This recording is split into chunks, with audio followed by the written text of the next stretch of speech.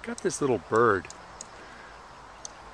and he seems to be going into my strawberry patch, and I'm hoping that he's eating the bugs.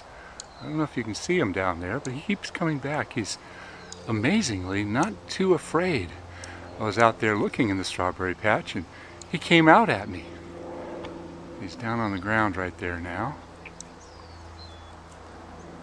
right at the edge of the strawberry patch, and he disappears in amongst the strawberries. There he goes. I don't know if you can see him in there. Curious little animal. I'm hoping that he's going after the bugs. I don't think he's eating the strawberries, so I'm not going to worry about him.